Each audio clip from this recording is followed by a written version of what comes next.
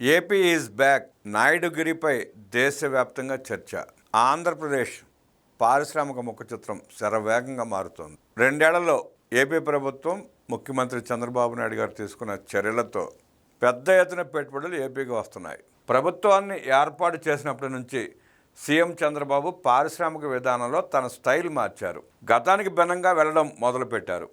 2014-19 మధ్య కాలంలో నాటి ప్రభుత్వం స్పీడ్ ఆఫ్ డూయింగ్ బిజినెస్ విధానాన్ని అవలంబించింది.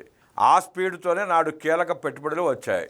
కియా కార్ల కంపెనీని తెచ్చి ఉమ్మడి అనంతపురం జిల్లా, ప్రత్యేకించి పెనుగొండ ప్రాంతం రూపురేఖలు మార్చింది.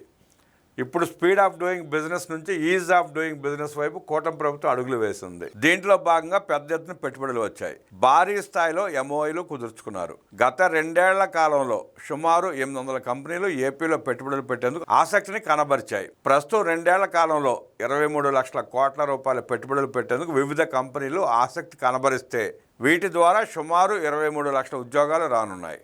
వీటిలో 21,64,000 కోట్ల రూపాయల పెట్టుబడులు వివిధ ఎంఓఐల ద్వారానే వస్తున్నాయి. 2025 ఏడాదిలో నిర్వహించిన భాగస్వామ్య సదస్సులో కుదుర్చుకున్న ఒప్పందాలతో పాటు వివిధ వేదికల మీద వివిధ సందర్భాల్లో కుదుర్చుకున్న ఒప్పందాలన్నీ కలిపి మొత్తంగా 21.64 లక్షల కోట్లుగా ఉంటే వీటి ద్వారా 21.20 లక్షల ఉద్యోగాలు రానున్నాయి. ఆంధ్రప్రదేశ్ ఈజ్ బ్యాక్ అనే నినాదం ఇప్పుడు దేశవ్యాప్తంగా మారుమోగుతోంది. గత 5 ఏళ్ల కాలంలో రాష్ట్రం వైపు చూడటానికే భయపడి పెట్టుబడులు వెనక్కి తీసుకుని పారిపోయిన కంపెనీలు నేడు ఏపీ వైపు కీకొడుతున్నాయి.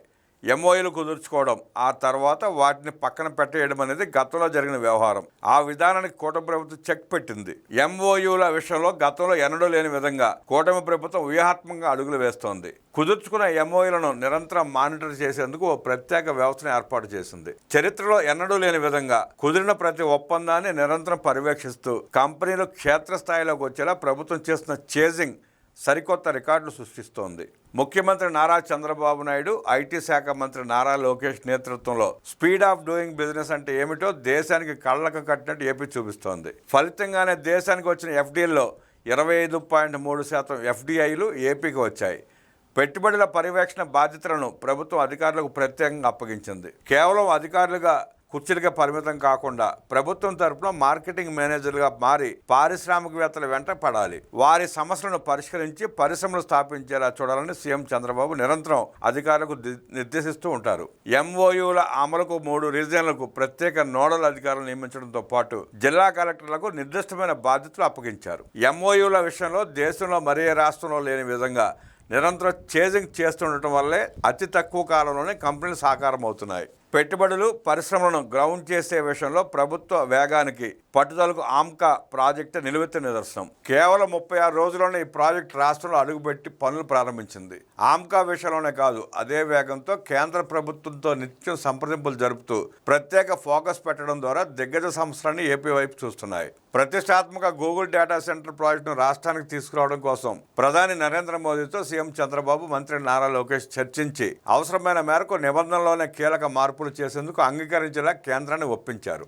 అలాగే ఆర్ఎస్ఎల్ఆర్ మిత్తల్ ప్రాజెక్టు కోసం ప్రత్యేకంగా స్లరీ పైప్ లైన్ ఏర్పాటు చేసేందుకు కేంద్రాన్ని సీఎం చంద్రబాబు ఒప్పించగలిగారు.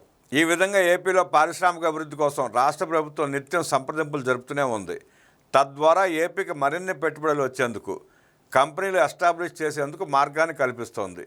ఏపీకి పొరుగునున్న రాష్ట్రాలను కాదని ఏపీకి కంపెనీలు క్యూ కట్టడం ఆయా రాష్ట్రాల చర్చనీయాంశంగా మారింది. దీంతో పెట్టుబడుల విషయంలో నాయుడుగిరి అంటూ జాతీయ పత్రికల్లో వచ్చిన కథనాలు ఆయా రాష్ట్రాల్లో చర్చకు దారితీస్తున్నాయి. రాయల్ ఎన్ఫీల్డ్ సంస్థ తమిళనాడును కాదని ఏపీలో పెట్టుబడులు పెట్టడానికి ముందుకు రావడంతో తమిళనాడులో జరిగిన చర్చే దీనికి నిదర్శనం. గతంలో లక్షల కోట్ల ఎంఓయూలు అంటూ ప్రచారం జరిగి క్షేత్రస్థాయిలో రూపాయి పెట్టుబడి కూడా రాని పరిస్థితి ఉండేది. కానీ ప్రస్తుత కూటమి ప్రభుత్వంలో 21.64 లక్షల కోట్ల రూపాయల మొత్తం ప్రతిపాదిత పెట్టుబడులు గణనీయమైన పురోగతి కనిపిస్తోంది.